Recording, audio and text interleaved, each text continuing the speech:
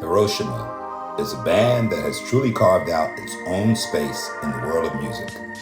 A seamless blend of jazz, funk, and international sounds that create a rich, vibrant tapestry. Formed back in 1974, they began as a jazz band, but quickly evolved into a global musical force, captivating audiences with their soulful melodies, intricate rhythms, and heartfelt performances. I first met Hiroshima a few years ago through my cousin brother from Dundalk, Maryland, Bill Turner, whom they affectionately refer to him as Uncle Bill. Bill manages transportation and logistics for many of the top jazz artists in the United States and is always available when Hiroshima is on the East Coast. Bill has always shared stories about this incredible band, and I finally had the chance to experience their magic firsthand years ago at Ram's Head in Annapolis, Maryland, and the Birchmere in Alexandria, Virginia. Recently, I traveled to Los Angeles, California, where I spent time with Dan and June Kuramoto, the founder and lead performers of the band. We shared stories of being grandparents, our mutual love for great music and talented musicians, and our similar journeys of the struggles we faced. In those moments, I felt gratitude for life, for music, and for the connections that bring us together across the world. Speaking of the world, let me tell you about one of the greatest kotoists in the world. My friend June was born just outside of Tokyo, Japan, but raised in Crenshaw, California, where her passion for traditional Japanese instruments melded with American soul music. Classically trained on the koto, a 13-string instrument introduced to Japan from China in the 7th century, June sought to blend the koto's delicate sounds with the richness of the R&B music she loved. Her long association with the band Hiroshima helped elevate the koto, integrating it into the diverse musical genres, and has broadened her teaching and mentoring of Japanese traditional instruments while showcasing her exceptional skills to worldwide audiences. In addition to countless global awards, commendations, and recognition as an artist, producer, composer, etc., she is showcased in musical dramas, television, and music scores. To honor her many fans, friends, family, and fellow musicians, I would be remiss if I did not share with you a representation of her lifelong passion through her discography. Her 3 solo albums are, in 2003, Spirit and Soul, in 2005, The Way of Tea, in 2009, Under the Stars.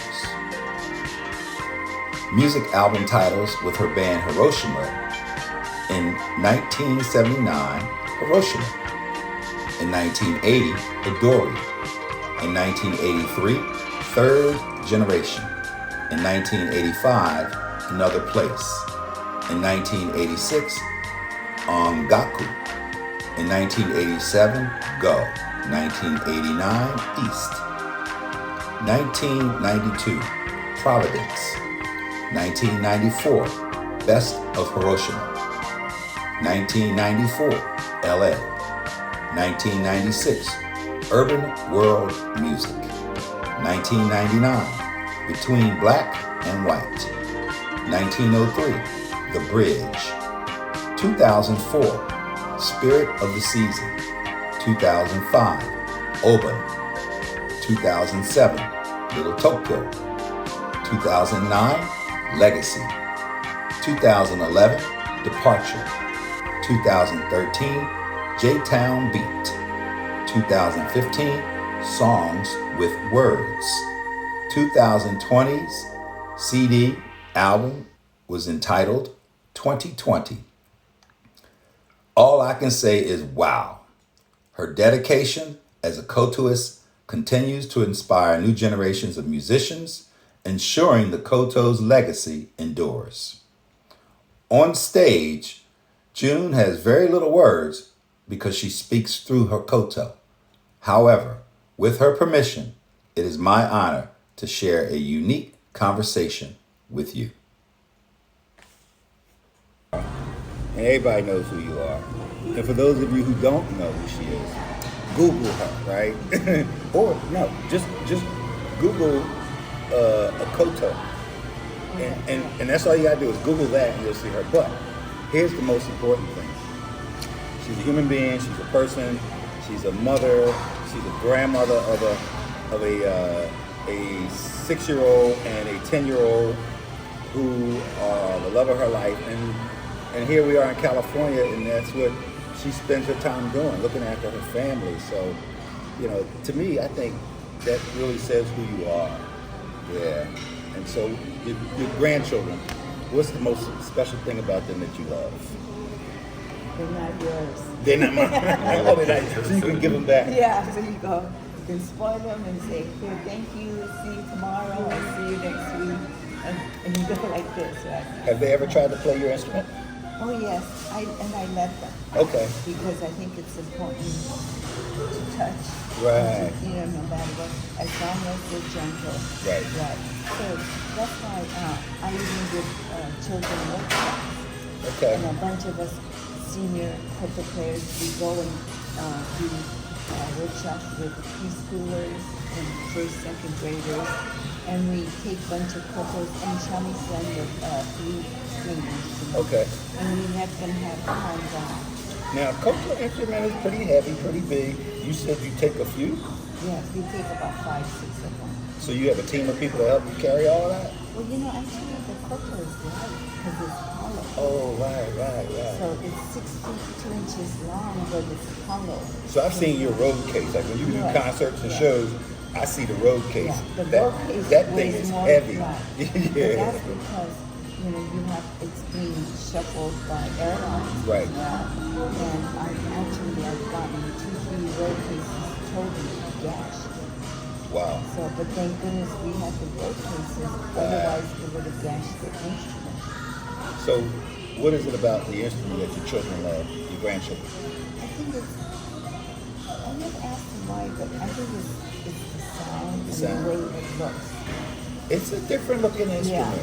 Yeah, it's very There's nothing raw, natural about it, right? Yeah. And that's what I love about it. It's very natural. Okay. Yeah. It's not plastic, it's not, metal, it's wood.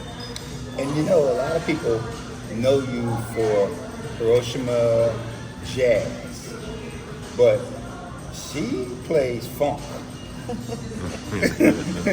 and real R&B. Like George Duke funk.